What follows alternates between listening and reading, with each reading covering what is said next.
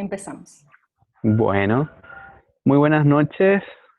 Todos bienvenidos al webinar de ISOC, capítulo Paraguay.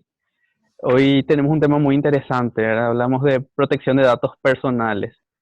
Tenemos como ponentes a Mari Carmen Sequera de la ONG TEDIC, a Adriana Marecos de la Defensoría del Pueblo, No. a Fátima Cambronero de ISOC y a Verónica Arroyo, que es embajadora de Internet. Y bueno, ¿qué les parece si vamos empezando un poco para entrar en tema? El tema de protección de datos, muy hablado en algunos lugares, en otros no muy conocido, pero bueno, para eso estamos y te doy la palabra, Adriana.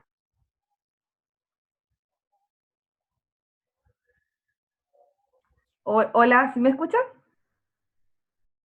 Sí, te Hola. escuchamos, Adriana. Sí. Perfecto. Sí, sí, Bueno, muchas gracias. Para mí es un gusto estar con ustedes esta noche y para mí también es una novedad participar de estos webinars. Es mi primera vez, así que estoy muy contenta y a la vez muy entusiasmada a ver si es que no meto la pata en este sistema nuevo que para mí es bastante complejo, pero muy interesante. Bueno, para mí es un gusto tener la posibilidad de compartir con ustedes. Me encantó que Nati me invitara, porque es un tema que me apasiona y sobre todo porque hace mucho tiempo como que no encuentro gente que realmente se interese por este tema en particular. Yo creo que no somos muchos a lo mejor en Paraguay y por eso más todavía me entusiasma. Bueno, yo les preparé esta noche una presentación sobre la legislación paraguaya en materia de protección de datos. Y tengo una pequeña diapositiva que me encantaría que puedan ver conmigo. No sé si puedo poner entonces, compartir si puedo compartir mi screen, ¿verdad? sí, sí, Sí, sí, por supuesto. adelante. Perfecto. Bueno, un segundito, voy a ver cómo funciona esto. Un segundito. A ver, minimizo esto. Uy, ¿dónde estoy? Esperen ahí. Ya, Te esperamos, no te preocupes. Sí, no hay ningún problema. no sé a Sí. dónde me fui. Parece que acá está. Un segundito. Em, ¿Ahí ven? ¿Sí? Vemos una presentación. Yo veo una presentación, dice Legislación Paraguaya PDP, Adriana Marecos Apadit. Exacto. ¿Sí? Sí, sí, sí, esa estoy viendo. Ya. Bueno, pasamos entonces a una introducción. ¿Ahí? ¿Ven? Sí, sí, Bueno, introducción. Bueno, perfecto. Bueno, lo que nosotros, o sea, lo que yo quería proponerles hoy es hacer un breve análisis de lo que tenemos a nivel nacional dentro de la legislación sobre protección de datos de carácter personal y después al final hacer como una breve síntesis de qué es lo que me parece que sería bueno que tengamos nosotros para regular mejor la protección de datos en nuestro país. ¿Ya? Primeramente, yo quisiera ubicarnos en el concepto, ¿verdad? Porque hay una distinción entre lo que sería lo que conocemos como el derecho a la intimidad y el derecho a la autodeterminación informativa, o también conocido como protección de datos de carácter personal, ¿verdad? En el caso del derecho a la intimidad, sabemos que se tiene en cuenta como un concepto netamente represivo, es decir, lo que se busca es la prohibición de la violación del derecho a la intimidad. Cuando que el derecho a la autodeterminación informativa o la protección de datos tiene que ver también con una fase preventiva. Y en ese sentido es donde se difiere lo que conocemos como la autodeterminación informativa y el derecho a la intimidad. Aunque sabemos que la materia que estamos estudiando nace a partir de lo que sería la protección del derecho a la intimidad. En donde encontramos su origen y lo encontramos justamente en el trabajo que habían realizado Warren y Brandeis en el año 1890, cuando lanzaron ese libro llamado The Right to Privacy, que era el derecho a la privacidad o el derecho a estar solo. Y a partir de ahí luego se vienen dando otros ejemplos de regulación de la protección de datos a través de lo que conocimos como la resolución del Tribunal Constitucional alemán en el año 1983, en donde por primera vez surge este concepto de autodeterminación informativa. Por otra parte, encontramos que, por ejemplo, en América Latina existen muchos países que ya están regulando este tema dentro de sus legislaciones y ya tienen inclusive un órgano contralor de la protección de datos. En nuestro país la situación es diferente. Vamos a ir viendo que a lo largo de la diapositiva que les traje, que hay varias disposiciones esparcidas, diseminadas en distintas leyes en donde se contempla la protección de datos, y no existe en nuestro país un solo órgano que se encargue específicamente de la protección de datos. Vamos a encontrar que existen sanciones, por ejemplo, que les toca aplicar al Ministerio de Industria y Comercio, que le toca aplicar, por ejemplo, a la Secretaría de Defensa del Consumidor, y vamos a encontrar también que la Ley de Información de Carácter Privado establecía el órgano, que en este caso era el Juzgado en lo Civil y Comercial, también para aplicar multas, y esto luego quedó de alguna manera modificado o derogado a través de posteriores leyes. Pero bueno, vamos a ir iniciando entonces lo que conocemos aquí por la legislación paraguaya. Correcto. ¿Se ve ahí? Sí, legislación paraguaya. Exacto. Hay una raya ahí que salió que no tengo idea de dónde salió, me parece que es de algún lado de acá de la computadora que no conozco. Si no, al compartir la pantalla nomás te permite hacer Le tipo trazos. Sí, hiciste un trazo que podés deshacer, pero no importa. Ah, bueno.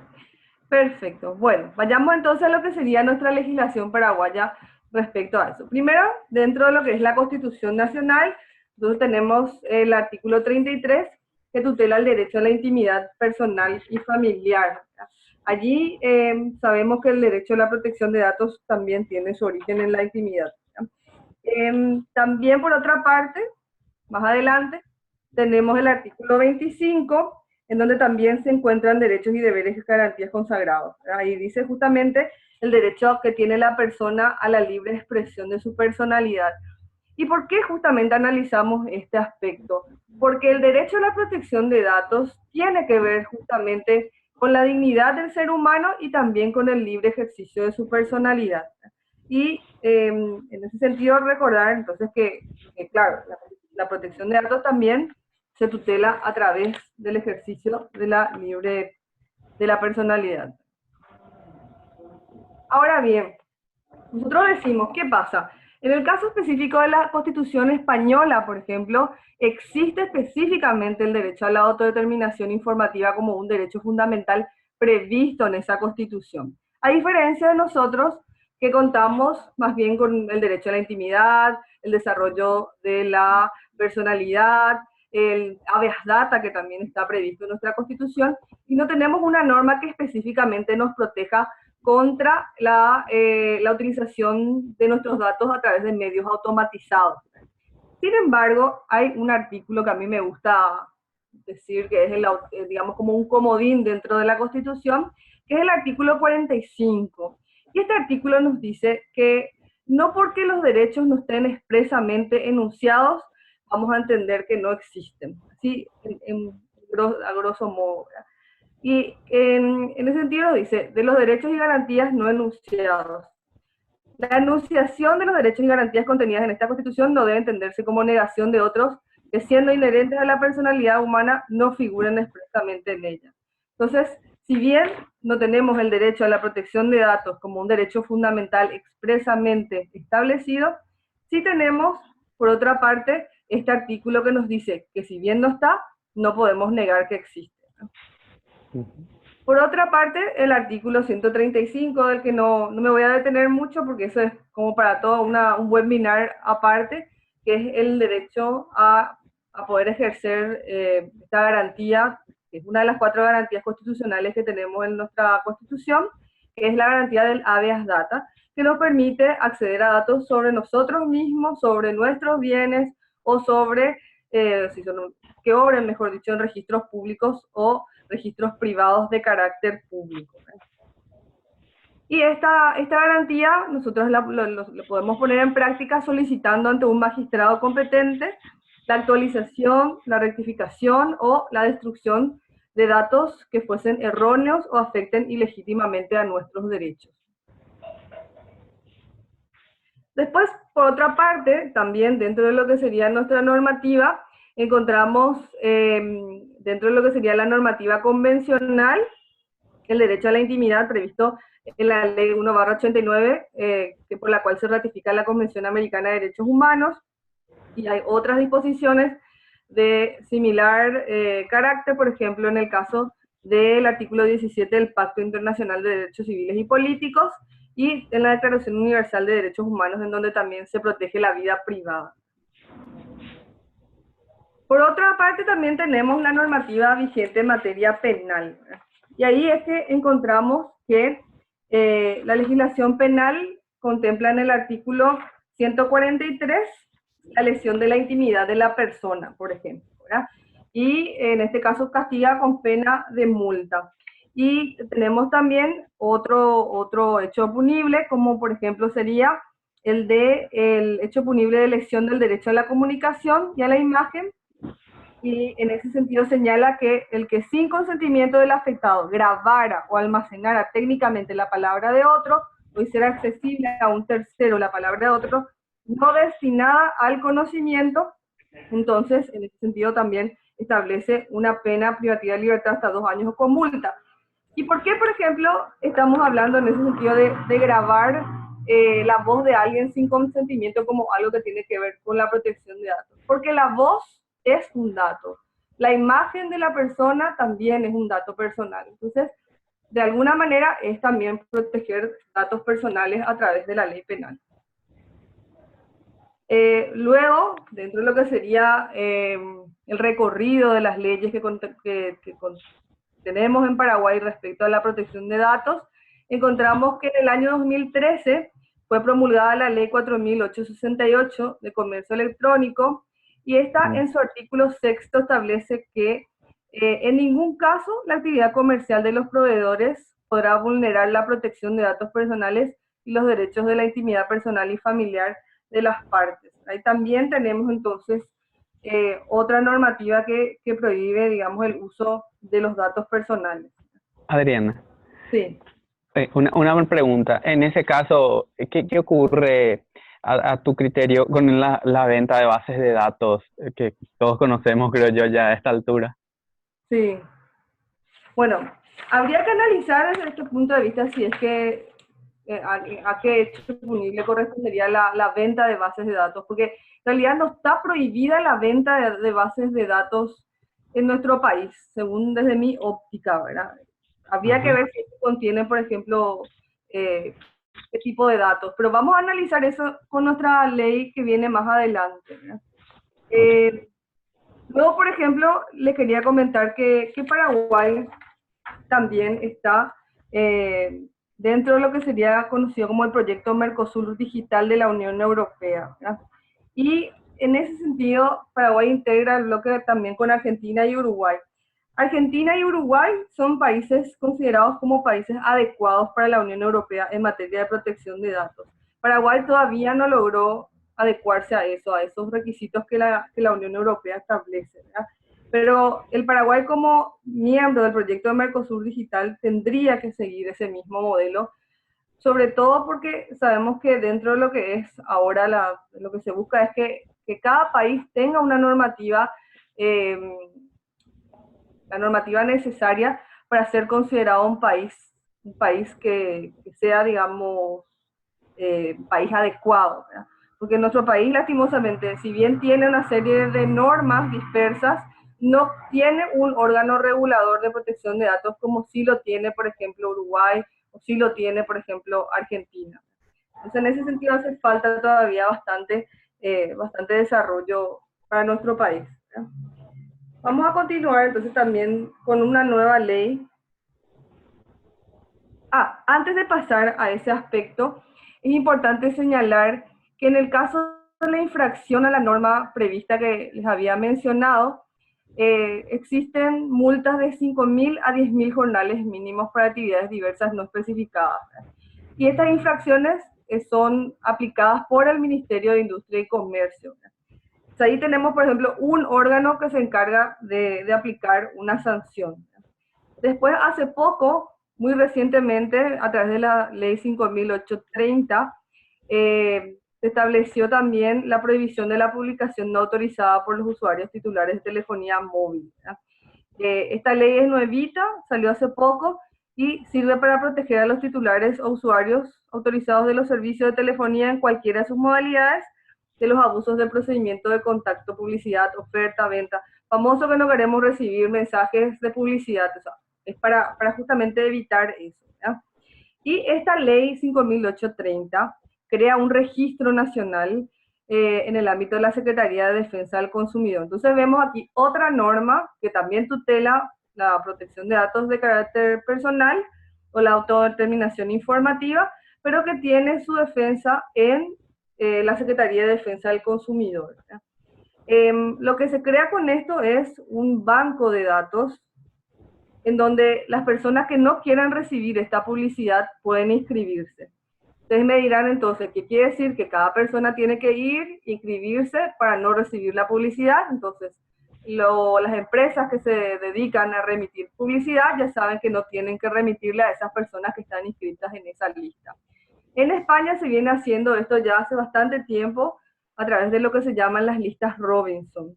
Entonces, la persona que no quiera, por ejemplo, recibir a través de telefonía móvil o a través de otro tipo de formatos publicidad, va y se inscribe y ya sabe que no puede entonces la empresa remitir esa publicidad. ¿Y por qué tiene que ver con datos de carácter personal? Porque ¿por qué voy a querer que alguien tenga mis datos para enviarme publicidad? O sea, tiene que ver con esa autodeterminación que tenemos todos para decidir qué queremos recibir y qué queremos que se haga con nuestros datos personales. Adri, podemos resumir porque terminó tu tiempo. Dios mío, ni siquiera empecé todavía. Y después en las preguntas y respuestas, si sale algo, puedes citar, pero como son 4 panelistas, Bueno. tendríamos que cortar. Ya. O sea, si terminas esta parte y citas brevemente lo que tenés después para pasar Sí. a Mari Carmen. Bueno, la verdad que en realidad lo que me gustaría comentarles es que nuestra ley, la 1682/01, que es la que protege o establece, digamos, la ley de carácter privado, es una ley que solamente sirve exclusivamente para tutelar los derechos de personas respecto a empresas que se encargan de utilizar información para transmitir información respecto a ficheros de morosos. Es una ley que se ha modificado en muchas ocasiones y que a raíz de esas modificaciones ha generado una laguna importante y problemas de interpretación que me encantaría compartir después con ustedes, pero lo podemos hacer después cuando empecemos las preguntas. Genial, gracias Adriana. Ya. Ahora pasa a Raúl. Perfecto, perfecto. Bueno, muchísimas gracias Adriana. Pasamos contigo, Mari Carmen, ¿estás? Hola, ¿qué tal? ¿Me escuchan? Sí, Mari Carmen, adelante. Bueno, muy buenas noches. Bueno, me presento, estoy en representación de una organización que trabaja por los derechos digitales en Paraguay y lo que hacemos es un poco más allá de analizar la tecnología con perspectivas de derechos humanos, es también entrar a hacer incidencia política sobre las necesidades de protección de nuestros derechos en otros espacios, ¿verdad? Como tanto el político, como también espacios, como también de una mirada más de usuario. Entonces, lo que me gustaría compartir con ustedes, ¿verdad? Me gustaría compartir con ustedes un poco la experiencia de la organización con relación a ya lo que estaba justamente relatando, ¿verdad? ¿Cómo es que se llama? Ay, perdón. Adriana. Adriana, sí. Perdón, se me fue la pantalla. Adriana, entonces, más allá de entrar a un análisis duro, que de alguna manera coincidimos totalmente con Adriana, estamos totalmente de acuerdo ya desde el último, empezando por el último punto, ¿verdad? Sobre la famosa lista de no me llames, que de alguna manera nosotros tenemos un poco más de diferencia con ese tipo de lista, donde creemos de que antes de crear una lista debe tener tipos de leyes de protección de datos, deben tener un enfoque más integral, ¿verdad? Y que por lo menos se empiecen a discutir temas que hoy mismo de manera un poco antigua, digo antigua porque esas discusiones se están dando hace 10 años sobre, por ejemplo, venta de bases de datos que se está haciendo de forma masiva a nivel local, ¿verdad? Entonces, poniendo un poco a discutir eso, presentamos un poco a lo que TEDIC está haciendo desde lo que se llama la campaña del retorno de los PuraWebs. En el año 2014 y comienzo de 2015, TEDIC había liderado junto a Amnistía Internacional una campaña que se llamó PuraWebs, que en guaraní significa Purahue con un remix de webs, ¿verdad?, de internet, hablando un poco de lo que eran los informantes de la época de la dictadura del general Stroessner, que duró 35 años, y que lo que hacían era información detallada, casi de metadatos, lo llamamos más en internet, ¿verdad?, de información detallada de la gente, la descripción física, dónde vivían, el número de teléfono, y toda una base importante que ellos acumularon y lo registraron dentro de un archivo que hoy actualmente lo es denominado el archivo del terror. Entonces, usando un poco esa analogía, lo trasladamos a Internet y lo hicimos una campaña que tuvo, obviamente, pudimos frenar una ley que tenía que ver con la retención de datos de tráfico. Nosotros hablábamos que una retención de datos de tráfico sin un estándar de protección de datos personales no podía crearse, ¿verdad? ¿Por qué? Por posibles errores o abusos por parte del Estado.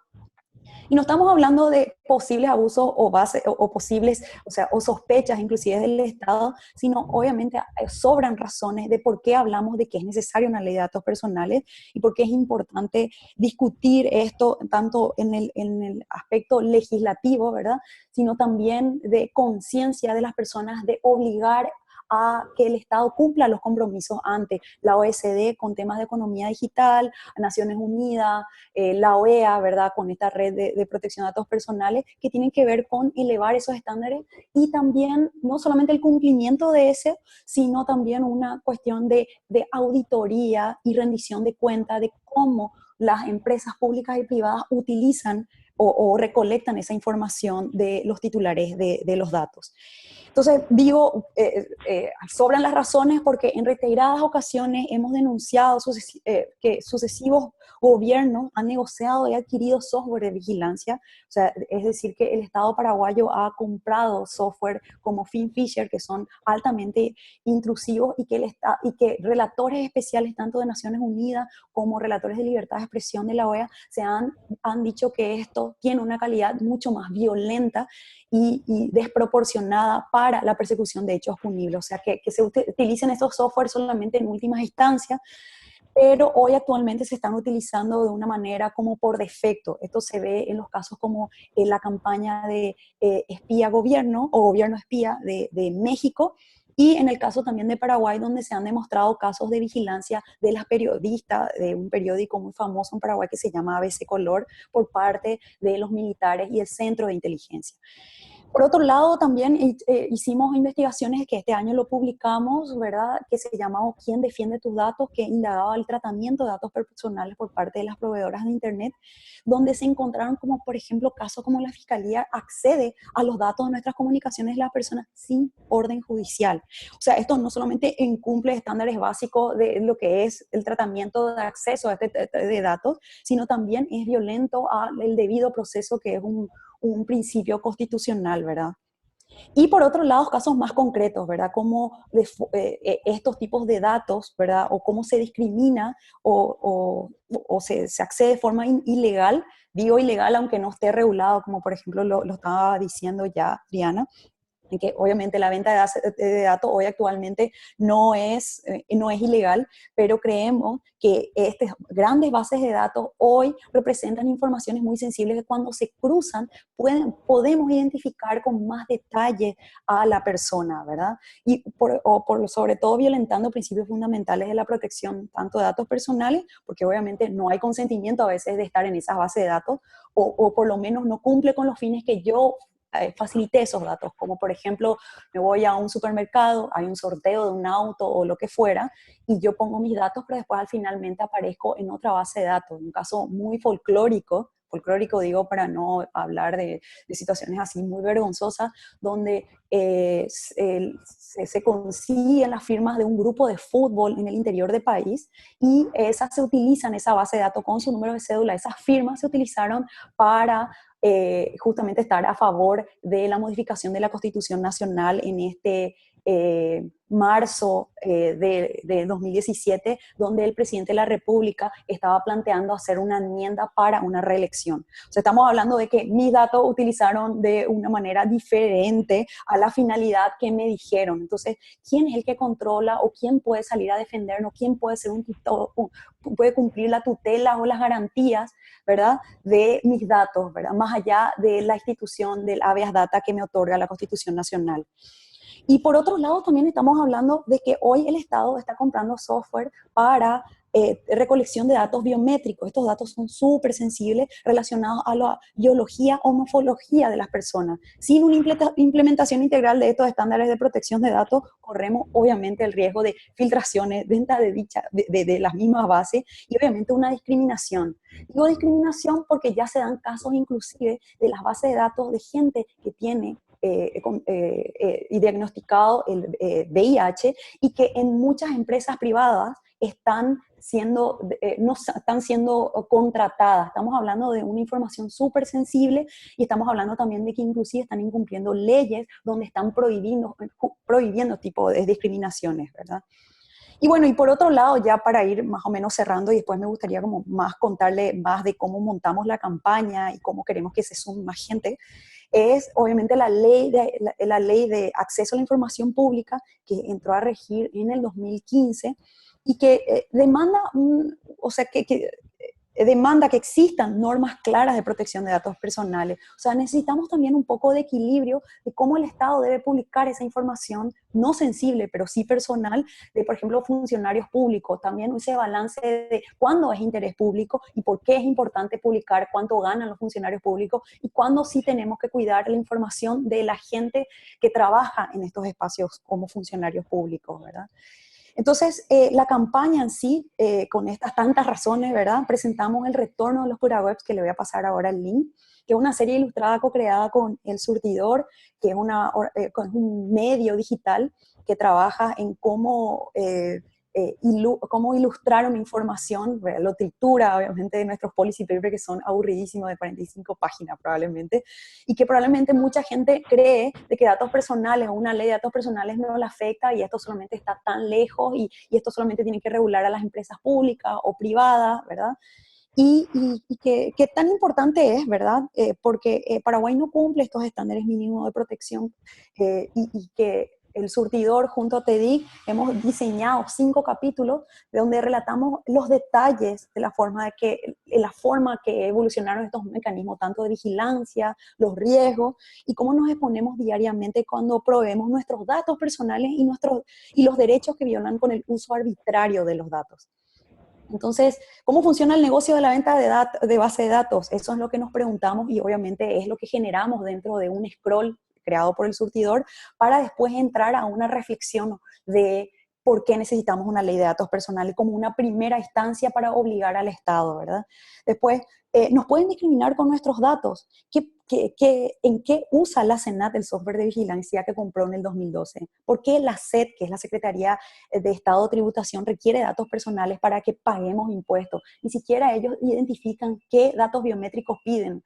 Ni siquiera sabemos cómo se están guardando. Según la información de Senatix, gracias al CERT, hicieron una publicación donde ningún sector público cumple con el estándar de ISO 27001 que tiene que ver con el tratamiento de datos personales, ¿verdad? ¿Qué tipo de software, cómo se instalan, quiénes son los que tienen acceso?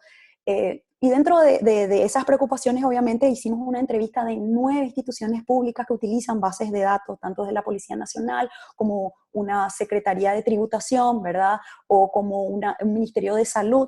Y el problema también de que ellos se encuentran con problemas de trazabilidad de datos, se encuentran con problemas también de cumplimiento de ISO y también desconocen cuán importante estas personas que hacen esos tratamientos, esos funcionarios que administran esa base de datos, desconocen que existe una ley que regula por lo menos cómo anonimizar esos datos sensibles, que sí la ley actual por lo menos lo identifica, pero si bien no lo sanciona, por lo menos lo identifica que es sensible.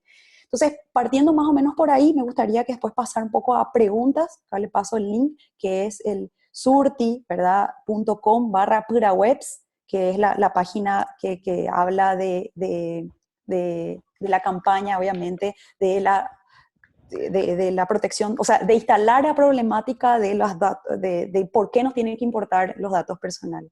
Y creo que por ahí cierro, no quiero confundir un poco, porque creo que ya Adriana ya profundizó bastante la parte legal, que no me gustaría repetirla, así que creo que por mi parte está bien. Sí, perfecto, justo a tiempo, Mari Carmen. Muchas gracias.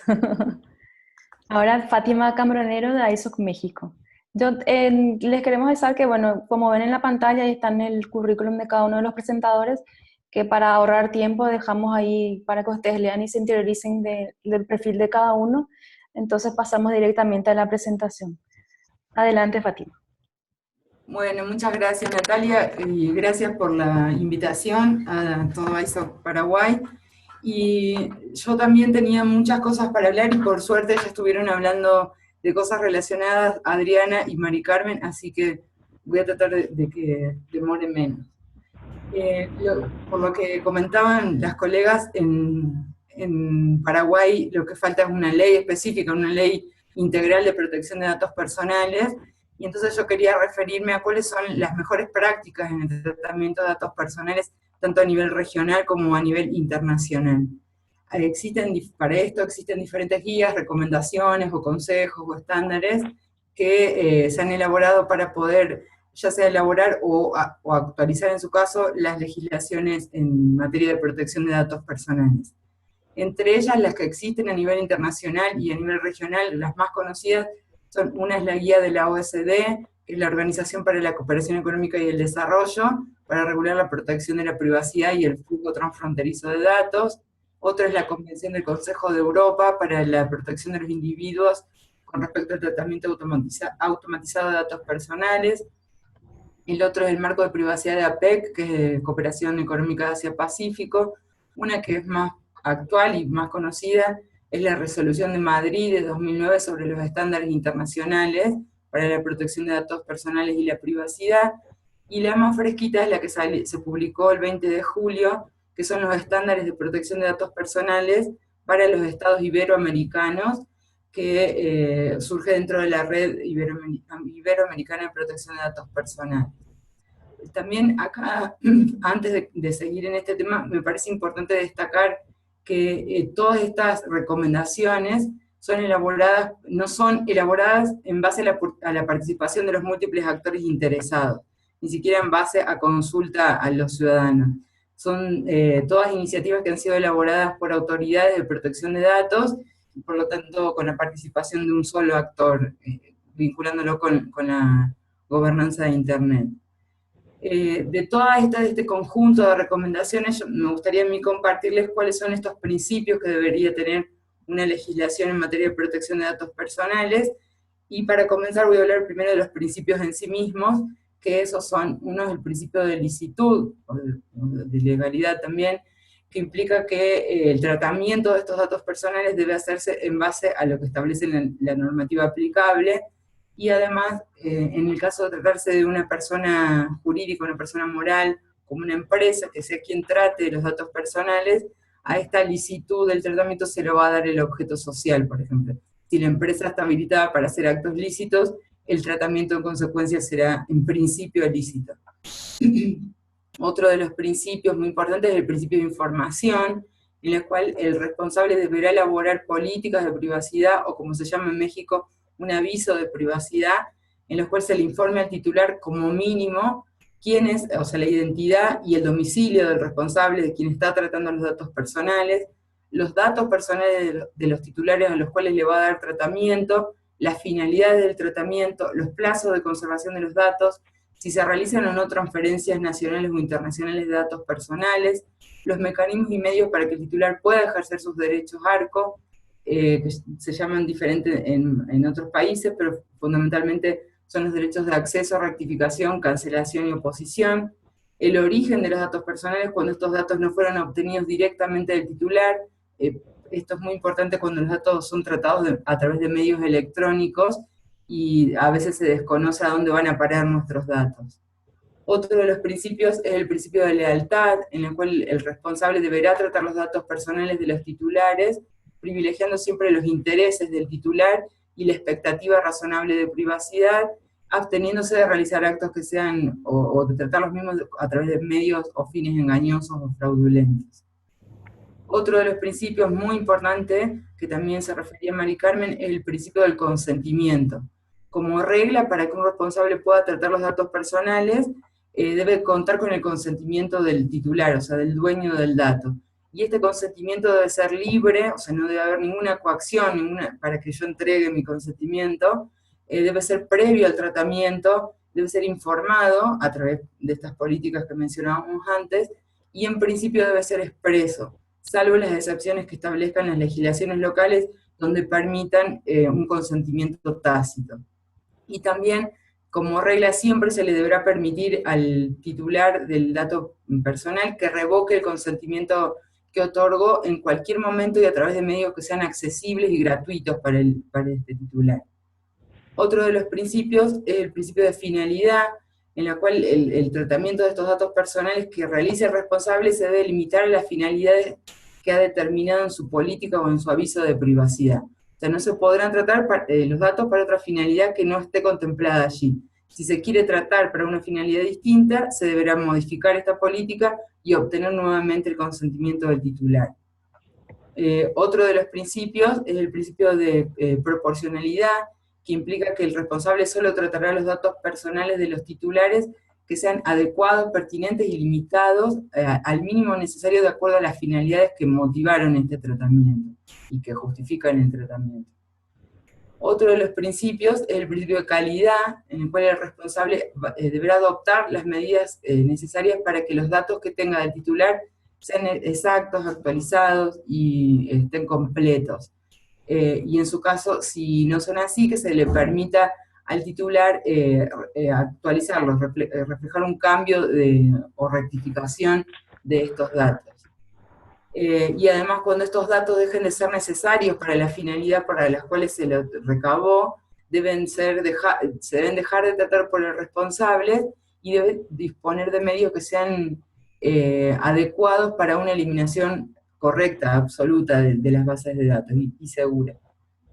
Otro de los principios es el de responsabilidad, en el cual el responsable va a implementar los mecanismos necesarios para acreditar que está cumpliendo con todos los principios y las obligaciones que tiene a su cargo como responsable, y además para poder rendir cuentas al titular de qué está haciendo con estos datos. Recuerden lo que decía Adriana del derecho a la autodeterminación informativa, que en simple significa que yo soy dueño de mis datos y hago lo que quiero con estos datos. Si quiero permitir que se los trate por un responsable, lo hago, y si quiero dejar de hacerlo, también.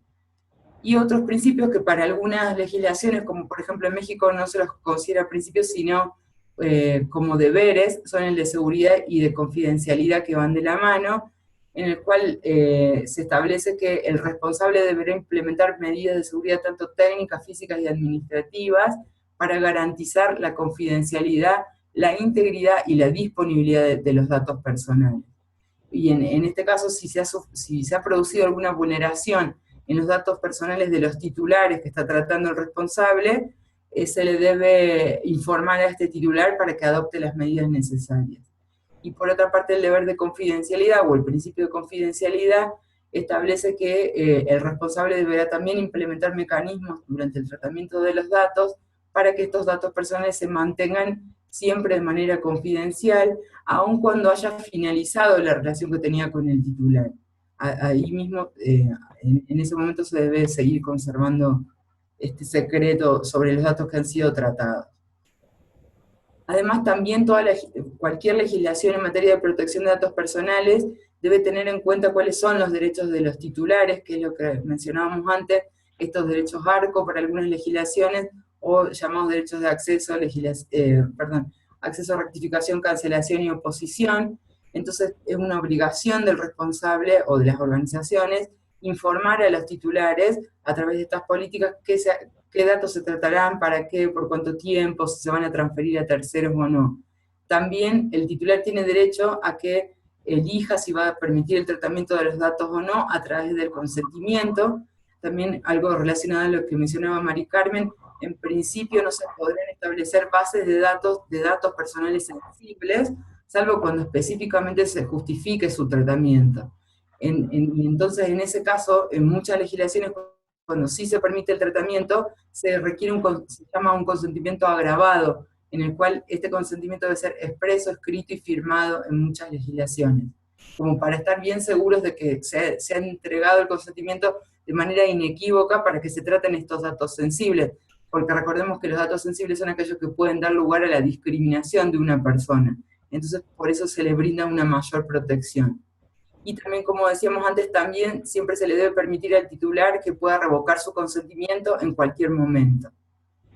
Y una novedad para nuestra región, en estos estándares que le contaba de los estados iberoamericanos, incluyen también dentro de los derechos de los titulares lo que se llama el derecho a la portabilidad de los datos, de alguna manera reflejando lo que también se está sosteniendo en Europa, y es que es parecido a lo que conocemos como la portabilidad numérica de los números de teléfono celular, pero acá lo que pasa es que cuando mis datos son tratados en formatos electrónicos o digitales, yo puedo pedir como titular que se me otorgue una copia de estos datos personales que le entregué al responsable y que están siendo objeto de tratamiento, también en un formato electrónico ordenado que lo pueda entender, y que me permite a mí como titular seguir utilizándolo y transferirlos a otros responsables, en caso de que yo lo requiera, y aún puedo pedir que la transferencia se haga de responsable a responsable, pero como un derecho del titular, no una facultad que tenga el responsable de hacerlo.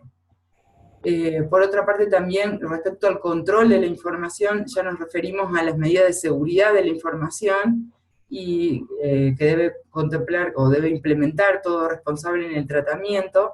También para controlar esta información se debe respetar la calidad de la información, como decíamos antes, que los datos deben ser precisos, actuales, completos, relevantes, de acuerdo a las finalidades, y aquí se tiene en cuenta lo que se llama la minimización de los datos. O sea, se le requiere siempre a las organizaciones que traten la menor cantidad de datos personales posibles de los titulares para cumplir con las finalidades que están motivando este tratamiento, y que esos datos que están tratando sean proporcionales. Es decir, que los datos personales, o el tratamiento de los datos personales, estén limitados a los tratamientos que sean adecuados, relevantes y pertinentes, y no excesivos para la finalidad para la cual se los está tratando y se los ha expresado en las políticas. Por ejemplo, si Fátima, yo... 3 Sí, minutos te quedan. ahí cerramos. Bueno. Gracias. Si yo voy a contratar a una persona para que realice tareas de limpieza, no me interesa conocer cuáles son sus preferencias sexuales, por ejemplo. Ahí no se estaría respetando la proporcionalidad. Y finalmente, respecto al ciclo de vida de la información, también se debe establecer e implementar el mismo responsable cuáles son de qué manera va a recolectar los datos, cómo los va a usar y por cuánto tiempo los va a conservar, si se van a revelar a terceros o no. En principio no debería hacerlo, y finalmente cómo se deben destruir estos datos personales, dependiendo también del formato. Si es un formato físico, en general se requieren en muchas legislaciones a través de trituradoras, y si es en formato electrónico, a través de mecanismos o herramientas que permitan la sobreescritura. Y también, como última reflexión respecto de estas políticas o documentos de privacidad, lo que es importante es tener en cuenta que siempre son documentos dinámicos, que deben revisarse periódicamente, porque, para que reflejen la realidad. A lo mejor yo en un momento trataba un dato personal y después dejé de tratarlo, y eso debe quedar reflejado en estos documentos. Bueno, y para finalizar ya, para tener en cuenta como recomendación, es que siempre que uno como titular permita el tratamiento de sus datos personales, revise las políticas de privacidad o los avisos de privacidad y los términos y condiciones de uso de las páginas de internet, sobre todo para estos datos que se entregan a través de formatos electrónicos, para ver quiénes son los responsables, cómo van a tratar mis datos, para qué, por cuánto tiempo, cómo puedo ejercer mis derechos que me corresponden, y sobre todo para actualizar este derecho de la autodeterminación informativa. Bueno, por ahora dejamos acá. Si hay alguna pregunta, con todo gusto la respondo. Gracias. Ya. Muchísimas gracias, Fátima. La verdad que hay muchas preguntas y también mucho más por aprender, evidentemente. Fátima es una referencia en ISOC. Bueno, vamos a pasar ahora a escuchar a Verónica Arroyo. Ella es peruana, es embajadora de Internet, que es un proyecto de ISOC. ¿Me escuchás, Vero? Sí, sí, ¿qué tal? ¿Cómo están? Espero que me estén escuchando también. Sí. Primero, muchas gracias al capítulo de Paraguay por esta invitación que nos han hecho a nosotros. Nosotros somos un proyecto que nació gracias a un programa de becas que se dio el año pasado, que se llama Youth IGF, que nos permitió viajar al IGF en Guadalajara, y pues ahí sumamos esfuerzos y dijimos que teníamos que hacer algo por aumentar la educación y promover la educación en temas de gobernanza de Internet en nuestra región. Es así que yo les voy a comentar cómo es que el tema de protección de datos personales para nosotros llegó a ser un punto muy, muy crítico y así importante, y lo que nos motivó y lo que estamos trabajando respecto a eso. Y tanto también que como, estuve escuchando las ponencias de quienes me han antecedido, que son bastante interesantes porque nos comentan que no existe una ley actualmente y tienen que mirar en normas que de alguna manera cogen temas de datos personales y ampararse en esas normas y tratar de construir un ordenamiento jurídico que proteja los datos personales. Vamos a ver conmigo ahora cómo nosotros como usuarios, aun cuando no existan una ley, un marco jurídico exacto para la protección de datos personales, como nosotros en estas circunstancias también podemos tomar control sobre nuestros datos personales.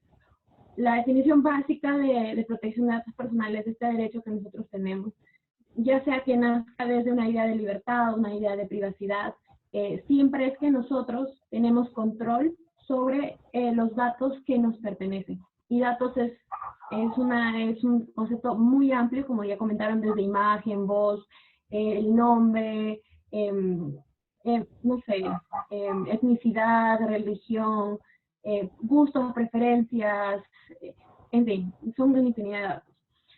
Entonces, para no ir tanto, yo voy a contarles una anécdota pequeña que creo que muchas de las personas le ha pasado, más creo que personas sí que paramos todo el tiempo metidos en las redes sociales, pero sucede que hace poco, así como está de moda como que estoquear personas, porque el ser humano es curioso de saber qué le pasa a la otra persona, y las redes sociales nos ayudan un montón para siempre estar al tanto de todo lo que nos pasa. Hace un tiempo atrás intenté hacer lo mismo, pero hacia mi persona. Entonces, revisar qué información pública se encuentra de mi persona en Facebook, y ustedes pueden hacerlo, se pueden ver por lo menos fotos que tal persona, o sea, en mi caso fue como que Verónica dio like, y me salieron toda la lista de las fotos públicas a las que yo había dado like en un registro de años, de muchos años. Y ahí viendo yo pude ver cosas que realmente yo creo que ni siquiera me había dado cuenta y percatado que les había dado like, que las había compartido, y vi patrones de comportamiento míos, y realmente yo me quedé muy, muy sorprendida de todo lo que estaba ahí, porque esa información está ahí, bueno, yo la he visto, pero muchas otras personas habrán también visto esa parte. Entonces, mi primera pregunta es, ¿quién soy yo en Internet? O sea, ¿qué imagen es la que soy? ¿Qué identidad estoy yo creando en Internet? Y Internet sirve para muchas cosas.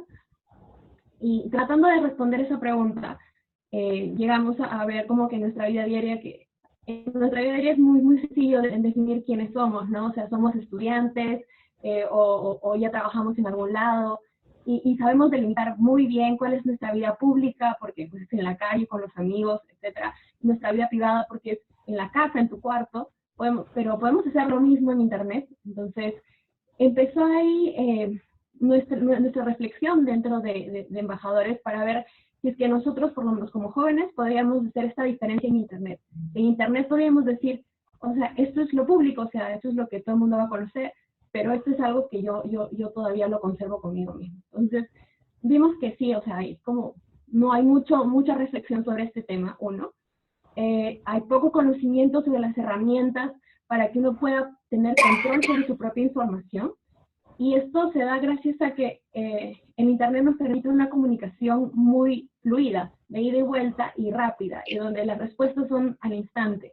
Y lo que buscan es como una ola que no sé si vamos a poder hablar de millennials o algo así, pero es una ola de experiencias. Mientras yo más pueda mostrarle al mundo lo que estoy haciendo y compartirlo, entonces hay un tema de autoestima y se genera así, y todo el mundo está compartiendo todo lo que hace y se suben fotos y suben videos y la cantidad de información que entra a internet es increíble. Entonces, nosotros vimos esto como un problema, o sea, porque está bien compartir todo, pero hay límites, como ya comentaron también quienes me han antecedido, hay gente que vende bases de datos y se comercializa esta información y después hay personas que se quejan de por qué los llaman y por qué les llegan emails de spam o por qué están revisando que al costado de la barra de publicidad les salen cosas que ya habían estado buscando antes. Entonces, poco a poco, a veces el internet, como digo, es bastante amplio y existen cosas que pueden pasar. Entonces, nosotros hicimos 2 campañas que pueden encontrar en la página de embajador, los links en el comentarios. Nosotros hicimos 2 campañas. Una primera campaña fue sobre contraseña segura. Nos pusimos a ver si es que de verdad todos teníamos algo, que creo que es por lo menos la primera puerta. Entonces, la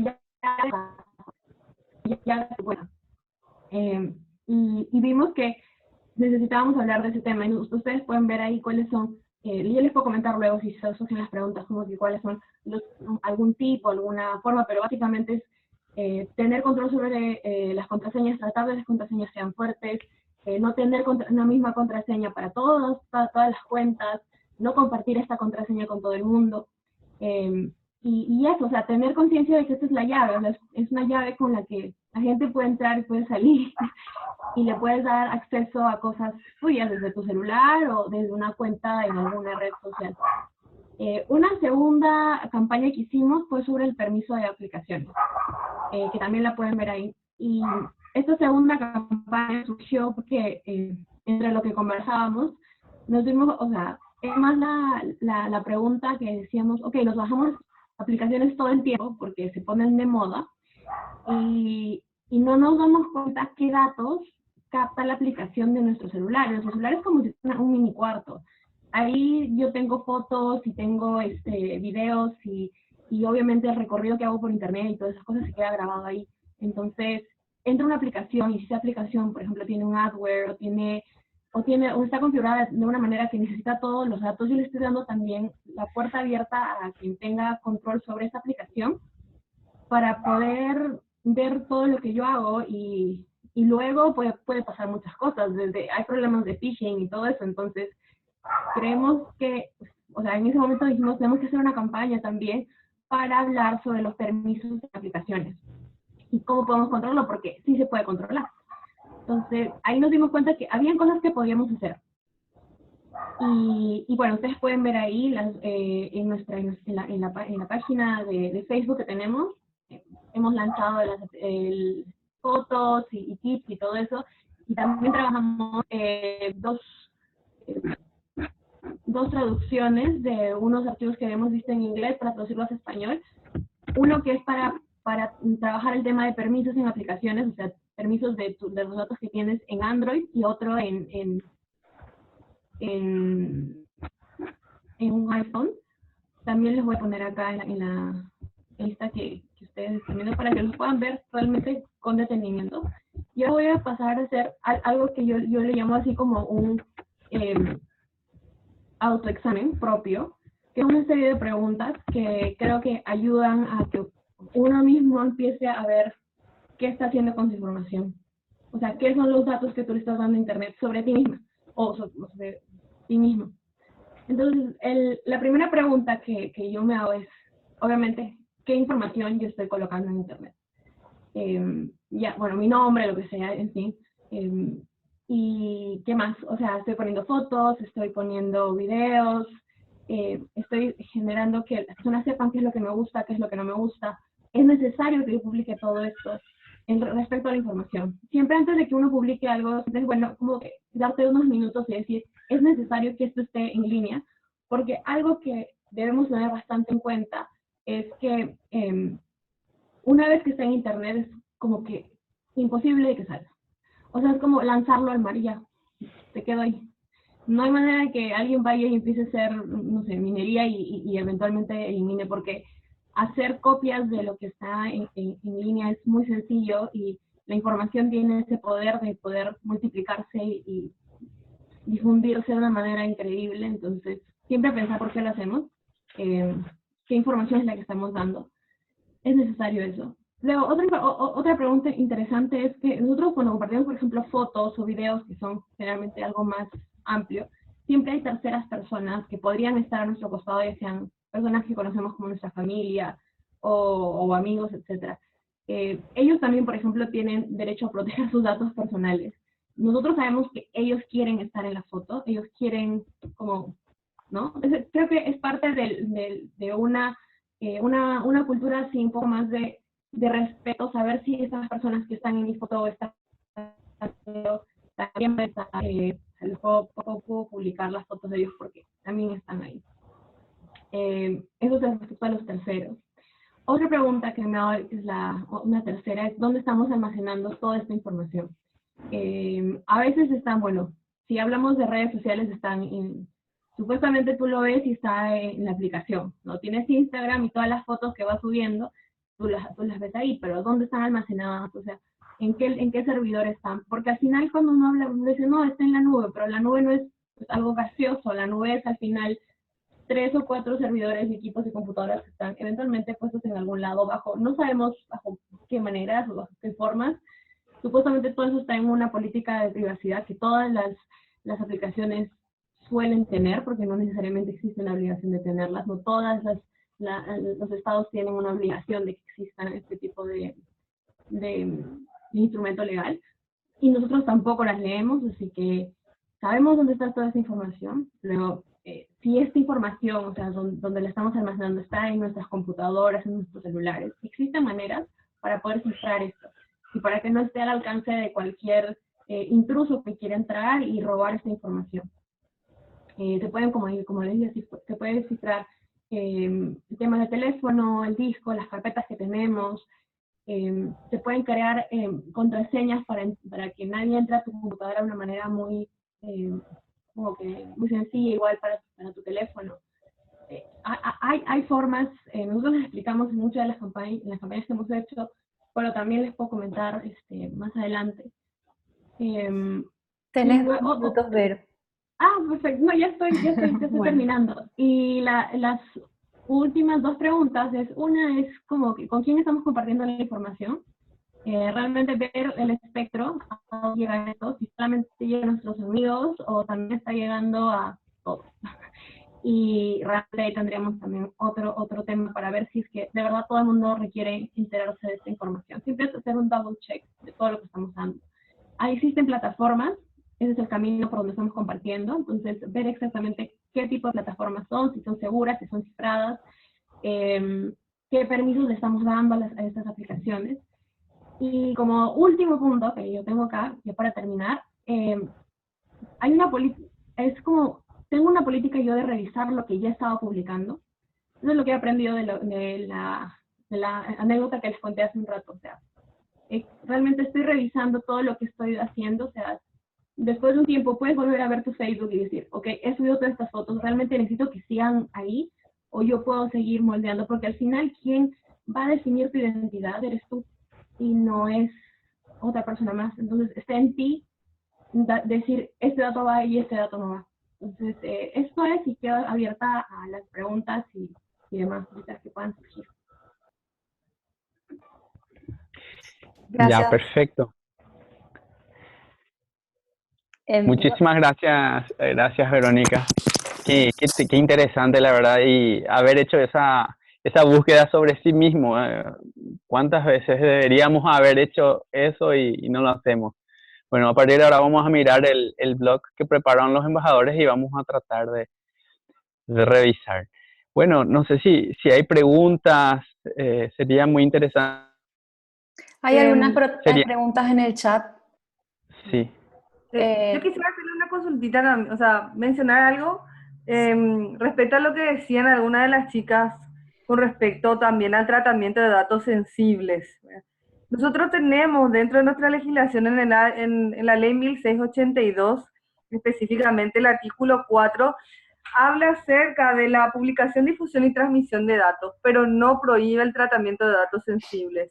Entonces, esa es una dificultad que tenemos, por ejemplo, en nuestra ley. Se prohíbe la difusión de estos datos sensibles, entiéndase como, por ejemplo, los datos que tienen que ver con la intimidad sexual, ideología religiosa, filosófica, moral, etcétera, todo lo que sería datos sensibles, pero no prohíbe el tratamiento. Eso por un lado, respecto a lo que comentaba también la compañera, ¿verdad? Y por otra parte, comentarles también que en nuestra legislación a nivel nacional no tenemos forma de protegernos contra las personas que tengan bases de datos privadas. Toda la regulación que tenemos solamente es respecto a registros públicos o registros privados de carácter público.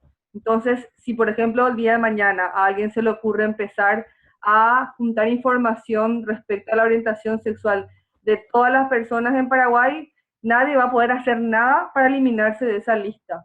¿Por qué? Porque nuestra regulación solamente es respecto a registros públicos o privados de carácter público. Entonces es una gran limitante. Sí. Solo eso mencionar, ¿verdad? Y que el habeas data, que es lo que podemos utilizar, porque preguntaban eso también entre las preguntas, que podemos utilizar. Bueno, tenemos el habeas data para la modificación, supresión, actualización de datos, pero solo de aquellos que están en ficheros públicos, o sea, registros públicos o privados de carácter público también. Y mencionar por ese lado que lastimosamente estamos sumamente exentos de protección. Es ¿Qué importante que ocurre? tengamos... Sí, sí, sí. ¿Qué ocurre con los datos sobre la salud de las personas, Adriana? Y bueno, ese por ejemplo es un dato sensible. Ujú. Lo único que dice, bueno, existe la posibilidad, el derecho que tienen las personas de tener ese tipo de datos. Lo que solamente se prevé, ¿verdad?, es que no se disocie, o sea, que no se comente la información, no se puede identificar a las personas.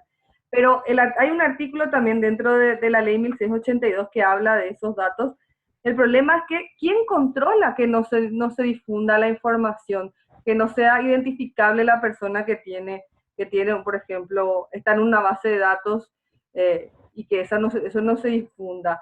Lo que decían una de las compañeras justamente, nosotros no tenemos un órgano contralor de eso, lastimosamente. No es como, por ejemplo, en el caso de la Agencia Española de Protección de Datos, que va a venir y le va a multar con 1.000.000 de euros porque difundió datos sensibles. Hace cuestión de unos 10 años atrás, la Agencia Española de Protección de Datos le multó a la empresa Gran Hermano porque difundió datos respecto a una persona que tenía VIH, por ejemplo, y le multó con $1.000.000, Nosotros acá en Paraguay no tenemos esa posibilidad porque no tenemos un órgano que se encargue de la política pública en materia de protección de datos.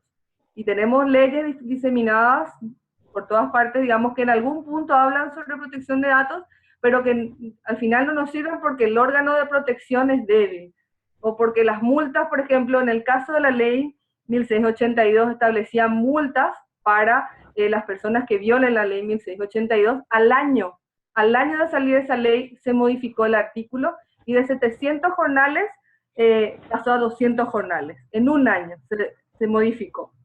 Entonces, claro, es difícil cuando no hay un compromiso tampoco por lograr realmente una buena regulación. Estamos a años luz de lo que deberíamos tener lastimosamente. Un poco Pero, grave realmente. sí. Sí.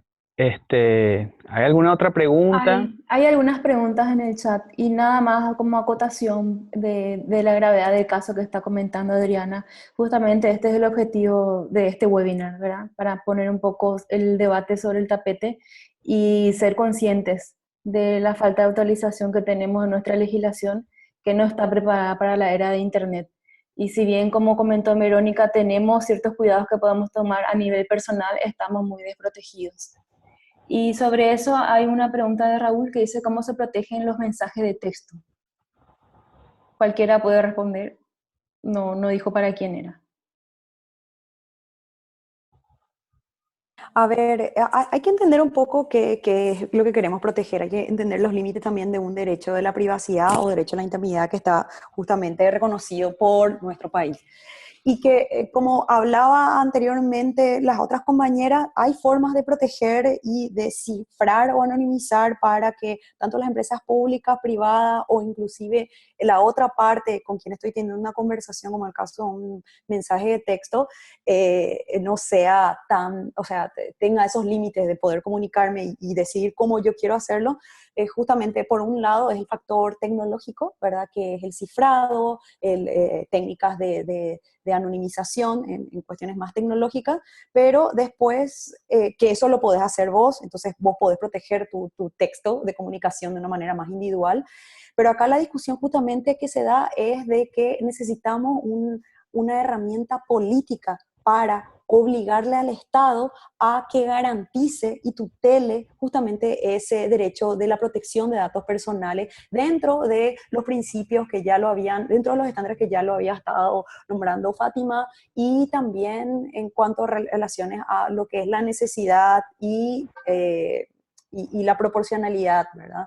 Entonces, hay dos factores que hay que tener en cuenta a la hora de hablar de privacidad, porque también tiene que ver con aspectos donde, sí, yo levanto a Facebook mis fotos, ¿verdad? Pero yo soy la que decido cómo levantar y qué fotos levantar, que es todo lo contrario a lo que suele pasar, que es filtrado información no sensible, pero sí privada, con relación a mi vida, como el caso de una modelo a nivel local, que se filtra desde su celular un montón de informaciones que ella no decidió publicarlo. Ella lo puede hacer si quiere, inclusive en cuestiones más de compartir el cuerpo como hacemos nosotros en los talleres de sexting, sino siempre sí o sí tiene que haber un consentimiento previo, ¿verdad? Y conversaciones de confianza para que ese tipo de información no se filtre.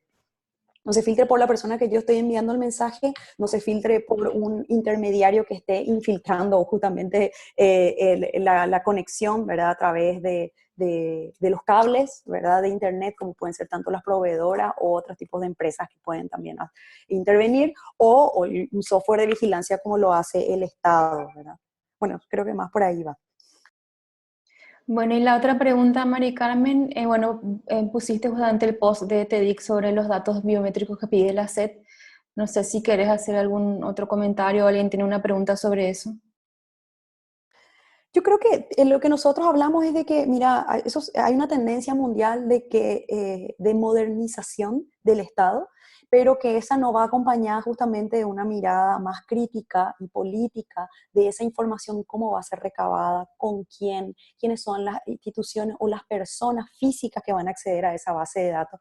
Porque no estamos hablando de cualquier información, estamos hablando de un dato biométrico que tiene que ver con iris, huellas dactilares, reconocimiento facial, que es muy difícil que en el momento que se clone eso, puede ser mucho más difícil de que yo pueda ir a rectificar o decir, no, ese es mi dato. No, tu dato está nadando en Internet, ¿verdad? En los océanos, y que las personas están clonando tu identidad para comprarse un vuelo. Porque no sé si ustedes saben, pero para hacer un check-in ya hoy en Gol, Aerolíneas Brasileras, uno puede adelantarse al check-in con solo tomarse una foto y que hacen reconocimiento facial. Es un dato biométrico. Sí. Entonces, lo que sí es importante es que si vamos a usar esos datos biométricos, ¿con qué finalidad? ¿Hasta dónde yo puedo decirle, te doy esto y sé que no se está filtrando y se está usando para otros fines? Y también, ¿qué datos biométricos? Hoy el CED dice, vamos a recabar los datos biométricos, pero no sabemos qué es. Hoy te vas y obviamente te dice huella dactilar, pero te das cuenta porque la tecnología que te está dando el funcionario es poner tu dedo, pero no sabemos cuándo va a modificarse. Como es una simple resolución sin explicar justamente ese tipo de información, para qué, y más allá de si mira, estamos utilizando esta información para que vos no, o las personas no hagan fraude, nos preguntamos también de los límites que tiene ese discurso, ¿verdad? Estamos hablando de modernización, pero sin análisis político, crítico, con perspectiva de derechos humanos, pero también a la vez estamos dándonos cuenta que esta Secretaría no hace nada con relación a las denuncias de personas que denuncian a empresas registradas de sociedad anónima y SRL, que ni siquiera emiten factura legal. Entonces, me estás hablando de que, supuestamente estás hablando de que hay muchos evasores, pero ni siquiera sancionás a las instituciones o las empresas que no están cumpliendo, ¿verdad?, el pago de los tributos. Entonces, no sé si hay un doble discurso, no sé quiénes son los que, o sea, yo ya lo miro con más sospecha. Ahora, sí es importante también entender que es tu punto, Nati, que es la trazabilidad de los datos. Creemos que es importante que el Estado te reconozca como ciudadano, no puede ser que estemos todo el tiempo, que la cédula que el propio Estado me emitió, tenga que hacer otra vez fotocopia autenticada de la cédula que él mismo no me reconoce no reconoce su documento. Entonces, sí entendemos de que sí hay que sistematizar, hay que hacer trazabilidad de esos datos, que hace que que la información de la Policía Nacional se encuentre también en Ministerio de Relaciones Exteriores para hacer, por ejemplo, un pedido de visa, ¿verdad? O lo que fuera dentro. Pero también entender cuáles son las limitaciones de esa trazabilidad, ¿verdad? Si es que hay que anonimizar para ciertos casos, para casos más científicos, estadísticos, cuando estamos hablando de datos sensibles, pero también, por otro lado, si queremos identificarle a la persona, también tenemos que saber qué persona o quiénes son los responsables, qué departamento de ese ministerio va a estar haciendo ese tratamiento y con qué estándar, ¿verdad? Porque lo que está pasando es que nosotros, en nuestros análisis, cuando usamos las entrevistas para estos funcionarios, ninguno de ellos sabía que había derechos con relación a esos datos que el Estado estaba recabando. Gracias, Mari Carmen. Ahora tenemos una pregunta de Cristi que nos saluda desde Ecuador y creo que es para Fátima. Y dice, si existen principios de protección de datos, ¿qué creen que es lo que falta en la mayoría de naciones para ponerlos en práctica? Gracias, Nati, gracias, Cristi. En mi opinión personal, lo que falta son autoridades de control o de aplicación de la ley que tengan dientes, que en realidad persigan el cumplimiento de la ley. En México, por ejemplo, la autoridad sí persigue a los responsables, sí le pide que rinda cuentas del tratamiento que está haciendo, ya sea por una denuncia al particular o porque de oficio decide investigarla porque cree que hay algún tratamiento indebido de los datos personales. Pero en la mayoría de los países de nuestra región, las autoridades de protección de datos no son autoridades fuertes y no son autoridades independientes del poder político. Entonces eso también es necesario, que tengan la propia autonomía para poder perseguir a estos no serían delitos sino infracciones, y poder sancionarlos y que efectivamente se cumplan estas sanciones. Eso por mi parte. Perfecto. Sobre todo, mencionar también, como decía la compañera, ¿verdad? Que en realidad, mientras no tengan autonomía esos órganos, es difícil también que le exijan al Estado. Porque fíjense que si es que tenemos un órgano contralor, no solamente tiene que controlar a los entes privados, también tiene que controlarle al Estado. Imagínense si no tiene autonomía, ¿cómo va a controlar? O sea, es bastante complejo realmente en ese sentido, porque sabemos también que todos los órganos del Estado dependen, por ejemplo, del poder político que les tiene que aprobar el presupuesto también. Entonces, si no tiene autonomía, no tiene autarquía, es difícil que pueda hacer también un trabajo efectivo. Perfecto. Esta pregunta también se relaciona con la que hizo Manuela Peralta, que también es de embajadores de Internet. Son los chicos estrellas del programa de Youth con el Observatorio de la Juventud, que como ven están realizando cosas muy importantes. Y pregunta cuál es en el caso de Paraguay y México, quién audita el responsable de los datos que ya preguntaron. Y como está presente Beatriz Rodríguez de Uruguay, Vea si quieres agregar algo sobre este tema, como es en Uruguay, vos que estás en AGESIC, si podés hablar. No, parece que no me escuchan. Sí. Hola, ¿me oye? Sí, ahora sí. No quería el micrófono salir. En nuestro país, nosotros tenemos un órgano que es desconcentrado de AGESIC. Cuando ustedes van a presentar denuncias o a presentar consultas o a escribir sus bases de datos, lo inscriben en la Unidad Reguladora de Control de Datos Personales, no lo inscriben en AGESIC. La gente muchas veces se confunde, no es AGESIC. La URCP, como le llamamos nosotros, tiene independencia técnica. Lo que tiene de AGESIC, vamos a decir, es las personas que trabajan y los recursos. Pero el órgano que dirige la unidad es independiente de AGESIC. Ellos serían, vamos a decir, los únicos funcionarios que tiene la unidad, que son los que firman y dicen las pautas necesarias para lo que es la protección de datos.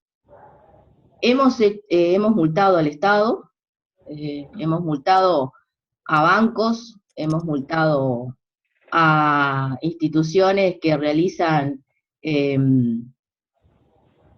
estudios comerciales, hemos multado a empresas, a personas físicas, en realidad hemos multado, ahora que estoy hablando, no pensé que había sido tantas las multas que hemos dado. Por supuesto que claro.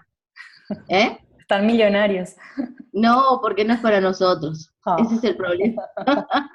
Es para rentas generales. No, y además las multas que tenemos nosotros van desde las observaciones hasta las 150.000 unidades indexadas, que en realidad no es tanto dinero como decía Adriana de la agencia española. Ahí sí, las multas son muy buenas. Entonces hay muchos que han sido observados, otros han sido apercibidos, pero hemos, ya te digo, tenido de todo. Y la gente consulta, y la gente denuncia, y bueno, y ahí vamos llevando, y también registran sus bases de datos. Y ahora estamos con todo lo que tiene que ver de poder adecuar, o de poder ver cómo nuestra ley, en realidad el reglamento europeo impacta en nuestra ley, ¿no? Porque como somos un país adecuado, tenemos que ver qué es lo que pasa, porque de allá también nos están vigilando, ¿no? Ya. A ver si cumplimos o no con la normativa. Sí. Fátima quiere agregar algo. Sí, gracias, Nati. Sí, también eso, en los estándares de las autoridades de protección de datos de los estados iberoamericanos que les comentaba antes, también se contempla lo que se llama el derecho a la indemnización, que es decir, que el titular de los datos personales que fue perjudicado por el tratamiento indebido por parte de un responsable pueda solicitar una indemnización monetaria, realmente. En México también se está discutiendo, hay un proyecto de ley que pretende agregar también este derecho a la indemnización por parte de los titulares, y muchas personas no están de acuerdo en que esto sí realmente se implemente, porque la otra cara, digamos, del derecho a la protección de datos, al menos lo que pasa en algunos casos en México, es que se vuelve una herramienta extorsiva. Si yo, por ejemplo, era empleado de una empresa y me despidieron, entonces para perjudicar a la empresa voy y presento una denuncia de un procedimiento de verificación ante la autoridad para que le pidan todo lo que se le ocurra a la autoridad al responsable. Entonces muchas veces se usa de esa manera, entonces se sostiene que si ya por sí misma la ley permite como estos recursos, otorgar como el incentivo de una indemnización, también lo que puede ocurrir es que se llenen de denuncias de verificación y que no sean realmente un tratamiento indebido de datos, sino que sea, como se dice en México, para chingar a los demás. Genial. Hay una pregunta que hace Bea si tenemos proyecto de ley, que la respuesta de Paraguay quisiera dejar para el final y para el cierre. Y antes de terminar, que nos quedan 5 minutos, hay un comentario de Cristi Jiménez. No sé si querés hablar, Cristi, o si no, leo tu comentario sobre un proyecto de ley de Ecuador.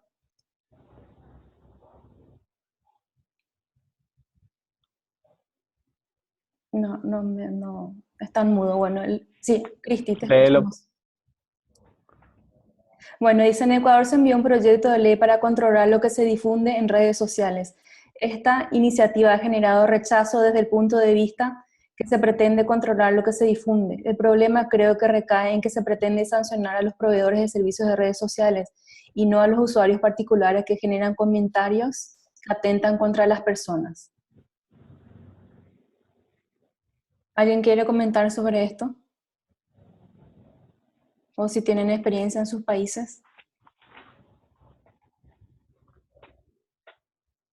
Yo, Nati, quería comentar una cosita nomás respecto a lo que decía recién. No recuerdo el nombre de quien habló recién. Beatriz. Beatriz, perdón, Beatriz. Sí. Ella nos habla de la indemnización y comentarle nomás, si a modo de comentario que el artículo 10 de nuestra ley de la 1682 establecía la posibilidad de que una persona pueda exigir la indemnización. Y como les contaba, al año se modificó y se eliminó esa posibilidad. Imagínense el retroceso, ¿verdad? De que estaba en la ley la posibilidad de solicitar indemnización de daños y perjuicios y al año lo eliminaron, ¿verdad? Entonces, realmente, no sé si decir es triste, pintoresco o qué realmente, porque de tener la posibilidad se eliminó en un año. Solo eso. Bueno, Beatriz aclara que fue Fátima, y bueno, y eso nos lleva otra vez a la pregunta de Beatriz, que si en Paraguay tenemos algún proyecto de ley sobre protección de datos personales, y no sé si Mari Carmen, vos tenés algún conocimiento fehaciente y factible, hayas visto alguna vez que existe un proyecto de ley, pero el objetivo justamente de este webinar es generar conciencia sobre la delicadeza de este tema y de las lagunas que existen en Paraguay, y presionar para que se modifique o se cree una ley adecuada de protección de datos personales para la era de Internet, como estamos ahora, y podamos ser un país también adecuado como son Argentina, Uruguay, México, y podamos ser ciudadanos que tengan la opción de proteger sus datos. A ver, bueno, para ir cerrando entonces, Sí, para cerrar. sí, no hay ningún proyecto de ley, creo que vos fuiste una de las que creo que habrás visto un borrador en el año, no sé, 2004 puede ser, o algo así, pero todo eso No, en como que, realidad nunca vi ese borrador. Me dijeron que había, pero nunca vi.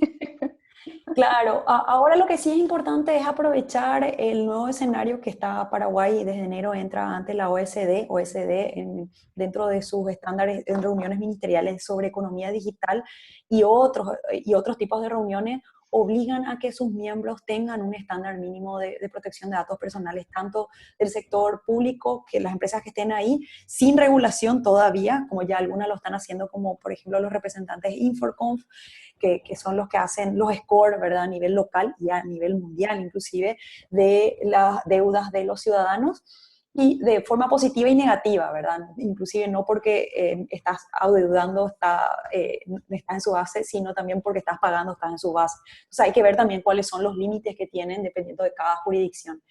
Y por otro lado, el Estado, que sí debe tener esa protección. Entonces, aprovechando esa instancia, también aprovechando de que de forma un poco desordenada las instituciones del Estado representan en reuniones internacionales como tanto, o instancias de foros internacionales como Mercosur o la Red de Protección de Datos Personales de Iberoamérica o ante la OEA, porque hay algunas que son bastante particulares donde la Secretaría de la Función Pública es la representante.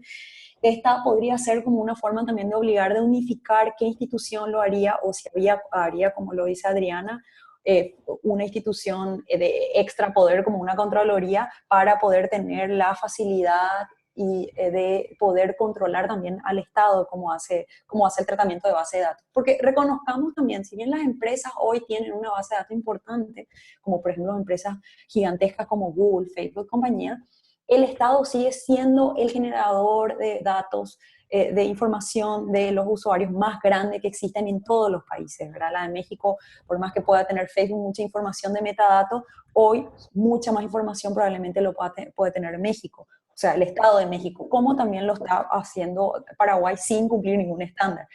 Entonces, lo que pasa con la campaña del retorno de los webs es justamente instalar este problema de una manera mucho más coloquial para que las personas también tomen conciencia y de que esto, cuando llevemos a una discusión más técnica con abogados, con gente de grupos de interés como academia o empresarios también que quieren formar parte de eso, con estándares de diseño por privacidad por diseño, perdón, como son los nuevos startups y pequeñas empresas que hacen tecnología, ¿verdad? Quieren formar parte de esta discusión para que justamente tenga esa fuerza dentro del poder legislativo y no se muera como en el 2004, que parecía que había un borrador, pero como no había voluntad o empuje, Presión. claro, presión de la sociedad civil, empresarial, académica, ¿verdad? Haya desaparecido, ¿verdad? Y que nos quedemos ahí. Hoy la ley de acceso a la información también empuja a eso, y creo que el grupo impulsor de acceso a la información pública, que hoy actualmente son como más o menos 10 organizaciones de sociedad civil, también van a querer formar parte de esta discusión, ya que es la otra pata o la otra cara de la misma moneda. Entonces, creo que no sé, escenario de alguna manera político o actores que se pueden articular. Hoy hay un poco de discusiones sobre la coyuntura necesariamente porque estamos con las internas coloradas y también las presidenciales, pero quizás si tomamos más conciencia existen más de este tipo de discusiones como en este específico que es más técnico, pero también hay una bajada de triturada de comunicación para que cualquier persona también esté manejando en su auto y no necesariamente esté, no sé, queriendo, no sé, estar en un webinar de casi 2 horas. Entonces, entonces, sí, quizás es importante para tener esa facilidad de que la prensa también tome una posición y que sea mucho más fácil de obligarle a nuestros representantes del Poder Legislativo a empezar a regular como primera instancia. Yo creo que la regulación, como todo un montón de leyes, son leyes muertas en muchos casos, puede ser la primera parte para que cuando nosotros estemos como más capacitados de discutir esto, esa ley puede ser más fácil de aplicar y puede tener más vida, puede tener más recursos, puede tener recursos económicos y de personas también muy capaces de discutir eso y proteger desde una mirada política, de derechos humanos, esos derechos que nosotros hoy estamos discutiendo. Bueno, bien. Sí, con esto terminamos. Fátima se tiene que retirar. Antes que se retire, mil gracias, Fátima, por participar y por ser parte de este webinar y apoyar siempre las actividades que hace el capítulo de Internet Society Paraguay. Y nada, invitarles a todos que colaboren. Como dijo Mari Carmen, necesitamos gente que trabaje para que Paraguay pueda tener una ley de protección de datos adecuada. Vamos a informar en el blog de ISOC, de TEDI, por las redes sociales, en la lista de gobernanza Internet de Paraguay, sobre las futuras actividades, y este webinar se va a subir al canal de YouTube del IGF Paraguay. Gracias a todos por su participación, es muy valiosa para nosotros y esperamos seguir en contacto. Hasta luego, chao, gracias. Gracias, Nati, gracias a Gracias. todos. Chao, chao.